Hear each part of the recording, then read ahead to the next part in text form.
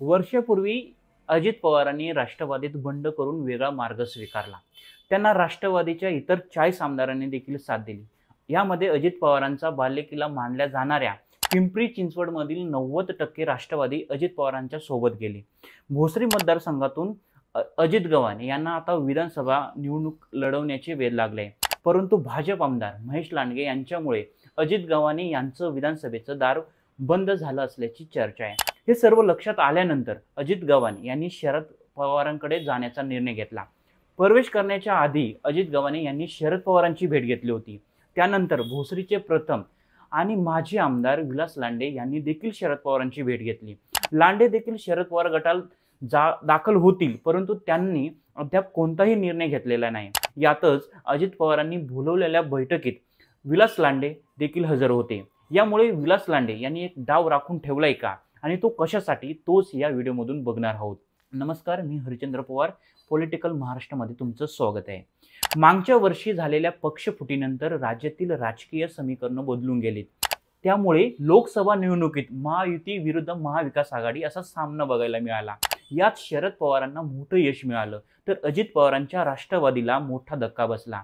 आता काही महिन्यांवर विधानसभा होऊ घातले. या निवडणुकीत देखील महायुती विरुद्ध महाविकास आघाडी अशी लढत होण्याची शक्यता आहे.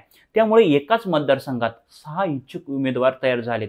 महायुतीत ज्या पक्षाचा आमदार ती जागा त्याच पक्षाला असं सूत्र ठरल्याची चर्चा आहे. त्यामुळे भोसरी विधानसभेत महायुतीत पुन्हा विद्यमान आमदार महेश लांडगे यांच्या नावावर शिक्कामोर्तब झालाय. ही गोष्ट लक्षात आल्यानंतर काही वर्षापासून विधानसभेची तयारी करत असलेल्या अजित गव्हाणेंनी शरद पवार गटात जाण्याचा मार्ग स्वीकारला. मात्र या ठिकाणी देखील अजित गव्हाणे यांचा मार्ग खडतर आहे. त्याचं कारणही तितकंच मोठं आहे. अलीकडेच पार पडलेल्या लोकसभेत शरद पवार गटाचे उमेदवार अमोल कोल्हे शिरूरमधून विजयी झालेत. भोसरीत तसेच इतर सर्व मतदारसंघात ठाकरे गटाच्या नेत्यांनी अमोल कोल्हेचं काम केलं. ज्या शिरूरमधून अमोल कोल्हे खासदार झाले त्या लोकसभा मतदारसंघात शिरूर विधानसभा सोडली तर इतर सर्व मतदारसंघातील आमदार सध्या महायुतीकडे आहेत. यातील आंबेगाव, खेड, आळंदी, जुन्नर, हडपसर या मतदारसंघात सध्या राष्ट्रवादीचे आमदार आहेत. त्यामुळे या सर्व जागा पुढच्या निवडणुकीत महाविकास आघाडीत शरद पवारांना मिळण्याची शक्यता आहे. आता राहिला प्रश्न तो भोसरी विधानसभेचा. भोसरी विधानसभेत सध्या भाजपचे महेश लांडगे आमदार आहेत. 2014 आणि 2019 अशा 2 वेळा महेश लांडगे यांनी मतदारसंघाचं प्रतिनिधित्व केलं आहे.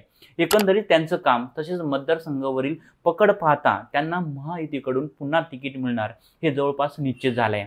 त्यामुळे महायुतीत या मतदारसंघाच्या उमेदवाराचा प्रश्न मिटला असल्याचं बोलले जात आहे. परंतु दुसऱ्या बाजूला महाविकास आघाडीचा उमेदवार कोण यावरून मोठी रस्सीखेच सुरू झाली आहे. आता मतदारसंघात हिंदुत्वाचा प्रभाव मोठा असून गद्दारांच्या विरोधात मोठी चीड निर्माण झाली. त्यामुळे महाविकास आघाडीत भोसरी मतदारसंघ ठाकरे गटाला सोडावा अशी मागणी स्थानिक नेत्या सुलभा उबाळे यांनी केली आहे. सुलभा उबाळे यांनी मागील काही वर्षांपासून विधानसभेची तयारी सुरू केली आहे. मध्यंतरी त्यांनी विधानसभेची निवडणूक देखील लढवली होती, परंतु त्यात त्यांचा पराभव झाला. यातच आता पुन्हा सुलभा उबाळे यांनी भोसरीसाठी आक्रमक पवित्रा हाती घेतलाय. या सर्व लक्षात आल्यानंतर पिंपरी चिंचवडचे शरद पवार अशी ओळख असलेल्या विलास लांडे यांनी तुर्तास अजित पवार गटात राहण्याचा निर्णय घेतलाय. यातच शरद पवार गटात दाखल झालेल्या अजित गव्हाणे यांची विलास लांडे गॉडफादर असल्याचं सांगण्यात येत आहे. यातच विलास लांडे यांच्याच मार्गदर्शनाखाली आम्ही शरद पवार गटात जाण्याचा निर्णय घेतलाय असा दावा अजित गव्हाणे यांनी केलाय. परंतु विलास लांडे यांनी अद्याप शरद पवार गटात जाण्याचा कोणताही निर्णय घेतलेला नाही. त्याचं कारणही तितकंच मोठं आहे. राज्यपाल नियुक्त 12 आमदारांची विधान परिषदेवर नियुक्ती बाकी आहे. त्यात विलास लांडे यांना अजित पवारांनी शब्द दिल्याची माहिती आहे.